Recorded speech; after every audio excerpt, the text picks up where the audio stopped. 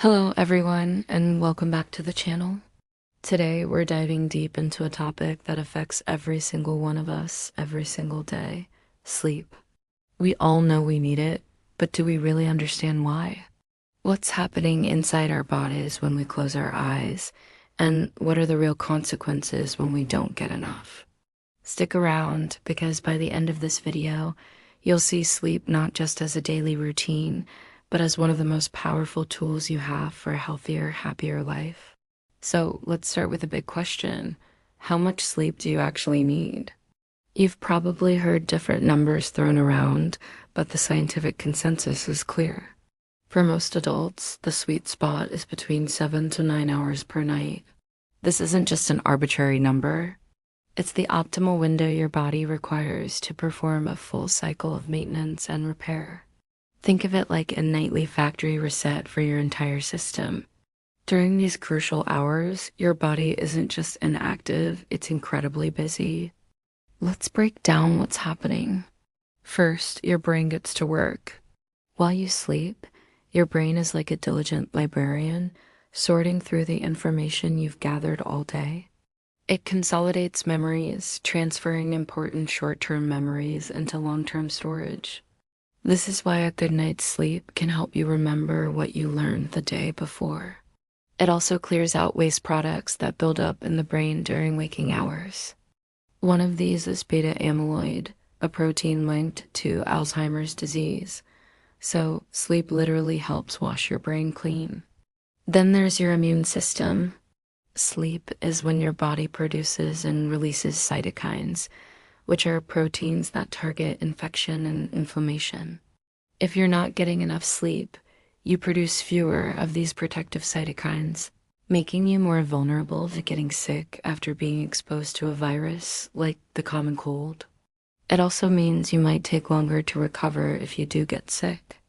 A strong immune system is your first line of defense, and sleep is its primary fuel. Your heart also gets a much-needed break.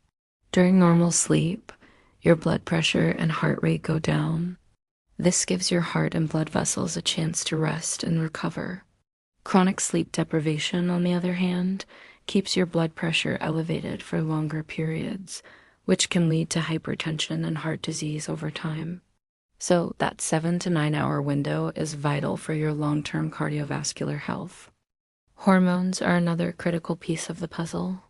Sleep plays a huge role in regulating everything from your appetite to your stress levels. For example, sleep helps control the hormones that manage hunger: ghrelin, which tells you you're hungry, and leptin, which tells you you're full. When you're sleep deprived, your body makes more ghrelin and less leptin. This is why you often feel hungrier and crave high-calorie, unhealthy foods after a poor night's sleep. It's not a lack of willpower, it's your hormones going haywire.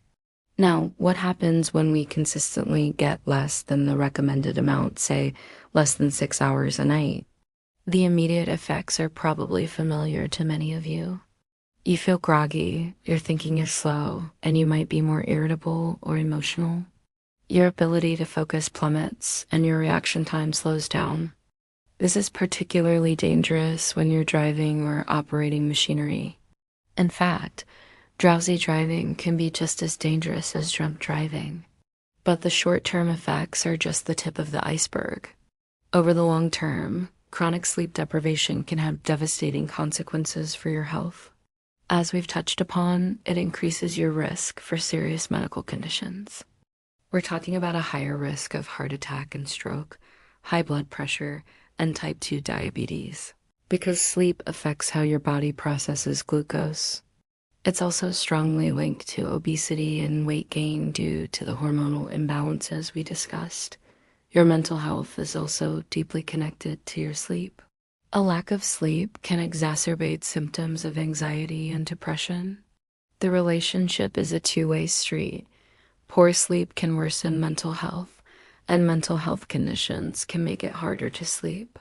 It becomes a vicious cycle that can be incredibly difficult to break. This is why improving sleep is often a key component of treating mental health issues. If you're struggling with your mental health, please know that help is available. Talk to a trusted friend, family member, or a mental health professional.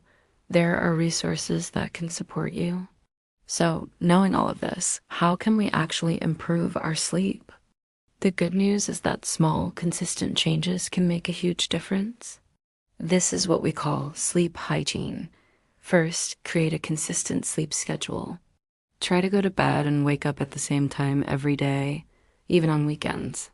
This helps regulate your body's internal clock or circadian rhythm, making it easier to fall asleep and wake up naturally. Your body thrives on routine, and a predictable sleep pattern is one of the most powerful signals you can send it. Next, optimize your sleep environment. Your bedroom should be a sanctuary for sleep. This means keeping it cool, dark, and quiet. A room temperature between 60 to 67 degrees Fahrenheit or 15 to 19 degrees Celsius is ideal for most people. Use blackout curtains or an eye mask to block out light, and consider earplugs or a white noise machine to mask disruptive sounds. Your pre-bedtime routine is also crucial. What you do in the hour or two before bed can set you up for success or failure. One of the biggest culprits of poor sleep in our modern world is blue light from screens. The light from your phone, tablet, and computer screen suppresses the production of melatonin, the hormone that tells your body it's time to sleep. Try to put away all screens at least an hour before bed. Instead, read a book, listen to calming music, take a warm bath, or do some light stretching. Create a relaxing ritual that signals to your mind and body that it's time to wind down. Be mindful of what you eat and drink. Avoid large meals, caffeine, and alcohol close to bedtime. Caffeine is a stimulant that can stay in your system for hours. And while alcohol might make you feel drowsy at first, it actually disrupts sleep later in the night, leading to a more fragmented and less restorative rest. Finally, get some natural light exposure during the day. Sunlight helps reinforce your body's natural circadian rhythm. Try to get outside for at least 15 to 30 minutes in the morning. This will help you feel more awake and alert during the day and can make it easier to fall asleep at night. Regular physical activity can also promote better sleep, but try to avoid intense exercise too close to bedtime, as it can be overstimulating. In the end, sleep isn't a luxury. It's a non-negotiable biological necessity. It's the foundation upon which your physical health, mental clarity, and emotional well-being are built. It's not about being lazy. It's about being smart and proactive about your health. The 7 to 9 hours you spend sleeping are an investment that pays incredible dividends in your waking life. You'll have more energy, a stronger immune system, a sharper mind, and a more stable mood. So tonight, I challenge you to prioritize your sleep, treat it with the importance it deserves. Turn off the TV a little earlier, put your phone down, and give your body the restorative gift of a full night's rest. Sleep isn't just about closing your eyes. It's about opening the door to a healthier, stronger, and more vibrant you. Thank you so much for watching. If you found this information helpful, please give this video a thumbs up and subscribe to the channel for more content on living a healthier life. Sweet dreams, and we'll see you in the next one.